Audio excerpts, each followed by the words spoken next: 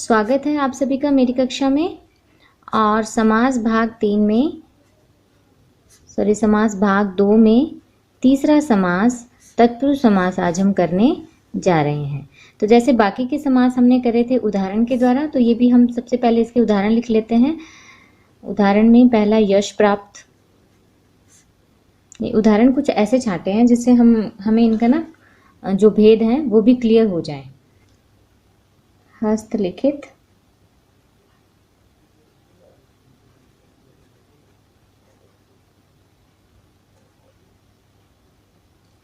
रसोई घर,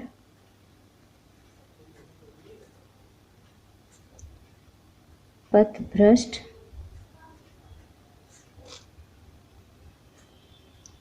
सेनापति, वनवास। देखिए ये हमारे उदाहरण है, यानी इन सभी में तत्पुरुष समास है। अब हमने देखना है इसके दो पद कौन से हैं। इसके भी दो पद देख लेते हैं हम। पहला पद इसका है यश और दूसरा इसका प्राप्त। अब इसका विग्रह करते हैं। देखिए ये हमारे समस्त पद हैं। अब तो आपको ये क्लियर हो ही गया होगा कि समस्त पद कौन से होते हैं और इसका विग्रह कैसे करते हैं। और इधर हम करेंगे समास का विग्रह। तो यश प्राप्त, यश प्राप्त। अब ये प्रथम पद है, ये इसका उत्तर पद है, यानी ये पूर्व पद है, ये उत्तर पद है। तो विग्रह करेंगे इसका हम। यश को प्राप्त, यानी जिसको यश प्राप्त होता है उसको कहते हैं यश प्राप्त, यानी जिसको यश प्राप्त हो चुका। अब इसमें भी दो पद देखिए। पूर्व पद हस्त, उत्तर पद लिखित, यानी हस्त से या के द्वारा लिखा गया, यानी हाथ से जब हम लिखते हैं तो उसको कहते हैं हस्तलिखित। रसोई घर, प्रथम पद उत्तर पद, ये हम पहले भी कर चुके हैं ये उदाहरण। तो रसोई के लिए घर या कमरा। पथभ्रष्ट, पूर्व पद उत्तर पद, पथ से भ्रष्ट। सेनापति में सेना पूर्व पद, पति उत्तर पद, सेना का पति।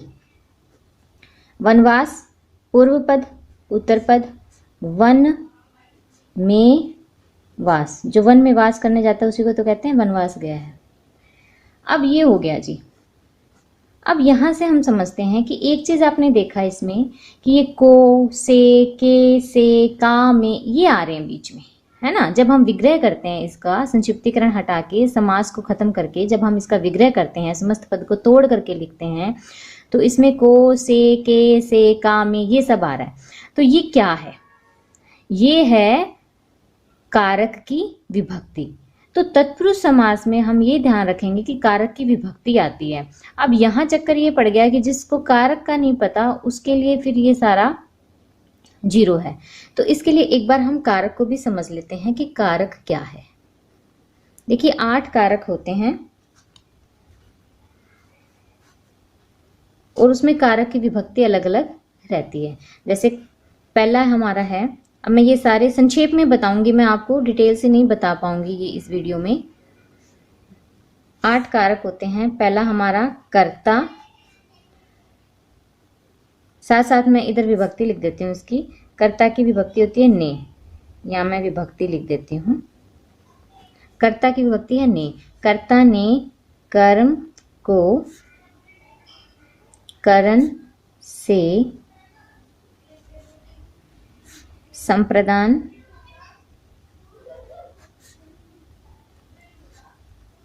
के लिए अपादान से, यानी यहां अलग होने का भाव होता है,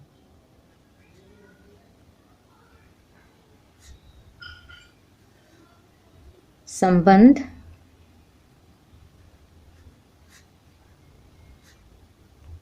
का, के, की, अधिकरण,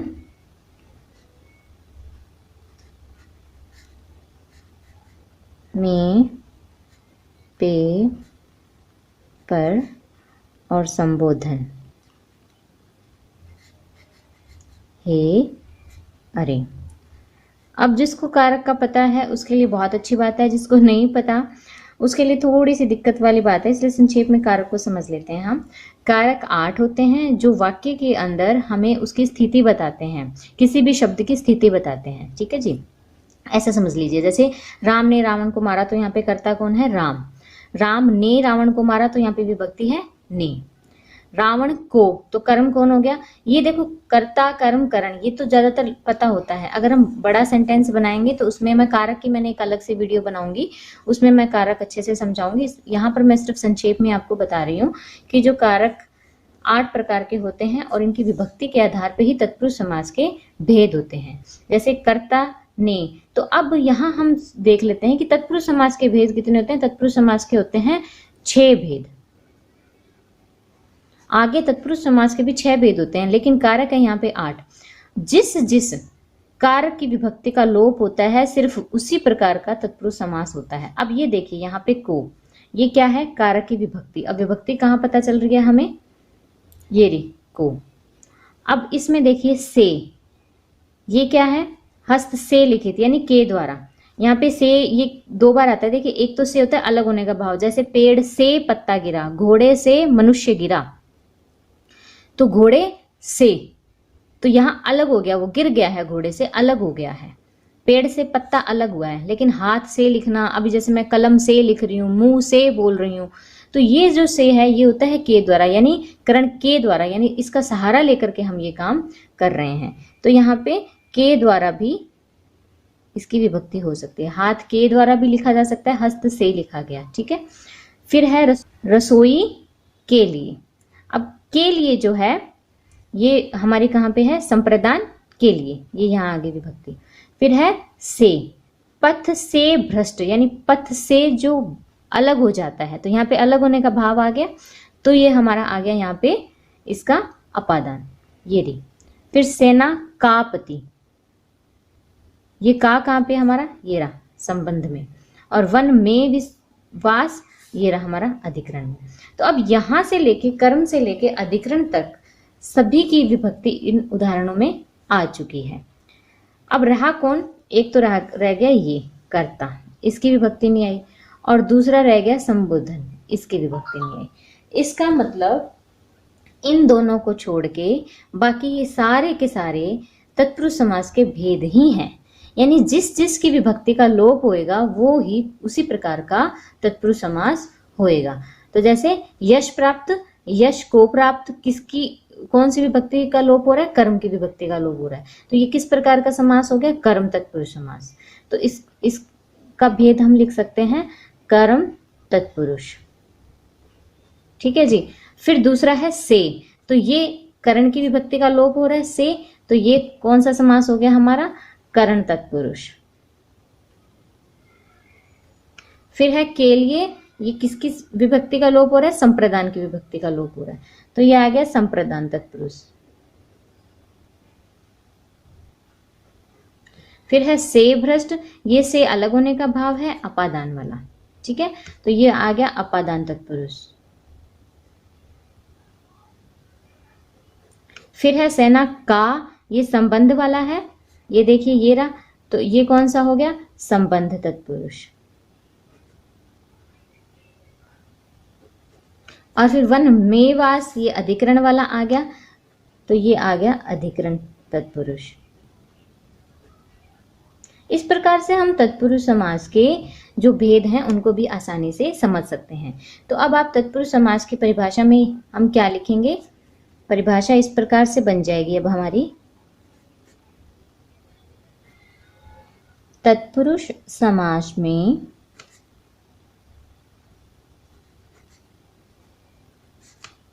उत्तर पद प्रधान होता है तथा समस्त पद में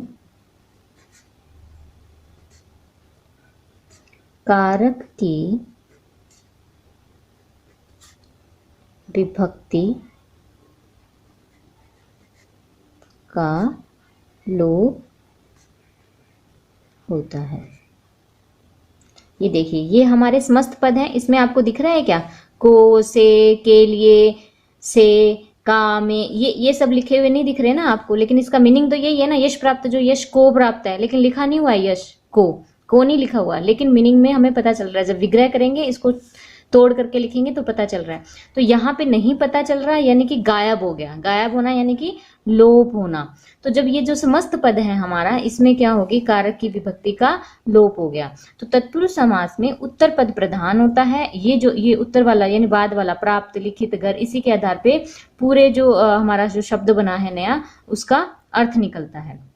सेना कापति, अगर सेना के आगे कुछ और लगा होता, वीर, सेना वीर, तो आ जाता सेना का वीर है जो, है ना। तो इसके आधार पे ये जो उत्तर पद है, इसके आधार पे हमारा जो शब्द का अर्थ निकलता है। जैसे पथ भ्रष्ट, भ्रष्ट की जगह आ जाता गामी, तो पथ पर चलने वाला, यह आ जाता पथ पर जाने वाला, पथगामी। तो ये जो उत्तर पद है यहाँ पर, ये प्रधान है। तो तत्पुरुष समास में उत्तर पद प्रधान होता है तथा समस्त पद में कारक की विभक्ति का लोप होता है। ये हमारा तत्पुरुष समास है। आगे तत्पुरुष समास के भेद की भी परिभाषा हम लिखना चाहें तो बस हम इसमें इतना ही चेंज करना है हमने। जैसे कर्म तत्पुरुष की परिभाषा लिखेंगे तो कर्म तत्पुरुष में उत्तर पद प्रधान होता, वही लिखेंगे, और समस्त पद में कर्म कारक की विभक्ति का लोप हो जाएगा। यहाँ हमने स्पेसिफिक किसी कारक का नाम नहीं लिखा, लेकिन अगर हम भेद बताना है तो उस कारक का नाम लिख देंगे जिसका हम भेद बता रहे हैं। जैसे मान लो संबंध का बता रहे हैं तो हम लिख देंगे कि इस प्रकार के जो संबंध तत्पुरुष समास के अंदर समस्त पद में संबंध कारक की विभक्ति का लोप होता है। तो इस प्रकार से आपका ये तत्पुरुष समास समाप्त होता है और अगला समास हम करने जा रहे हैं। हमारा अगला समास है हमारा फोर्थ समास, अव्ययी भाव समास। तो अव्ययी भाव समास को भी हम पहले उदाहरण ही लिखते हैं इसके। यथा शक्ति, ये जो भी हम उदाहरण लिख रहे हैं ये समस्त पद ही है हमारे समास की। प्रतिदिन, आ जन्म, भर पेट, इतने बहुत है, इसी से समझ आ जाए। तो सबसे पहले हम इसके पद देखते हैं कि दो पद कौन कौन से हैं। यथा शक्ति, पूर्व पद हो गया हमारा यथा और उत्तर पद हो गया हमारा शक्ति। प्रतिदिन में पूर्व पद हो गया हमारा प्रति, उत्तर पद हो गया हमारा दिन। आ जन्म में हमारा पूर्व पद हो गया आ और जन्म हो गया उत्तर पद। भर पेट में पूर्व पद हो गया हमारा भर और उत्तर पद हो गया भेट, पेट। तो ये एक कॉमन चीज देखिए, यथा, प्रति, आ, भर, इन सब में कुछ कॉमन दिखाई दे रहा है आपको, जो सब में समान हो। जी हाँ, ये सब क्या है? यथा, प्रति, आ, भर, ये सब के सब उपसर्ग हैं। तो इस प्रकार से प्रथम पद जो है यानी पूर्व पद जो है उसका हमें पता चल गया कि पूर्व पद क्या है हमारा, उपसर्ग रहेगा अव्ययी भाव समास में। और इस उपसर्ग के आधार पे ही इसका जो हमारा अर्थ है वह प्रकट हो रहा है। जैसे कैसे, एक बार विग्रह करके देख लेते हैं, ये भी पता चल जाएगा। ये हमारा समस्त पद और इधर हम कर देते हैं समास विग्रह। विग्रह करते हैं अब इसका हम, यथा शक्ति, तो विग्रह करेंगे इसका शक्ति के अनुसार, यानी जैसे शक्ति है, सामर्थ्य है, सामर्थ्य के अनुसार। प्रतिदिन, प्रत्येक दिन। आ जन्म, जन्म भर, और भर पेट,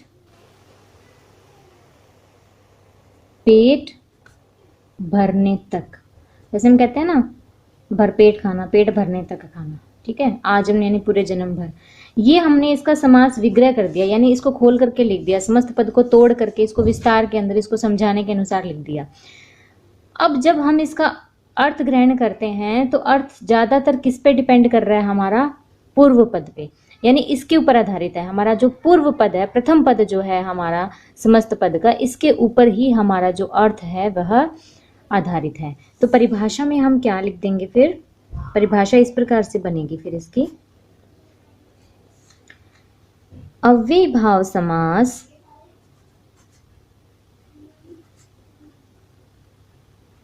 समास में पूर्व पद प्रधान होता है।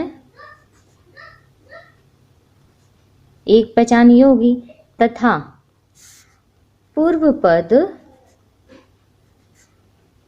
उपसर्ग होता है।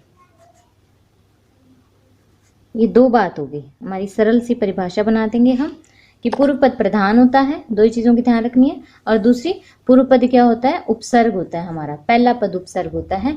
ये हमारा अव्ययीभाव समास है। इसमें हम और भी जैसे उदाहरण कर सकते हैं, जैसे यथास्थान, बेखटके, बिना खटके, अनुरूप, रूप के योग्य, अनुपसर्ग आ गया इसमें, है ना, और मरण, आमरण हो गया, मरने तक, आ इसमें उपसर्ग आ गया, प्रतिवर्ष, प्रत्येक वर्ष, अब प्रति इसमें उपसर्ग आ गया, हम राही, हम इसमें उपसर्ग आ गया।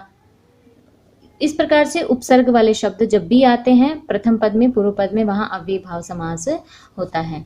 तो साथियों, उम्मीद है आपको समझ आया होगा। जहां समझ नहीं आया प्लीज प्लीज मुझे कमेंट जरूर कीजिएगा आप, ताकि मैं अपने वीडियोस में और ज्यादा सुधार कर सकूं। अब वीडियो 3 के साथ में पार्ट 3 जो है समास का, उसमें मैं आपको अंतिम 2 जो बहुब्रीहि समास और कर्मधारय समास है वो मैं समझाऊंगी। धन्यवाद।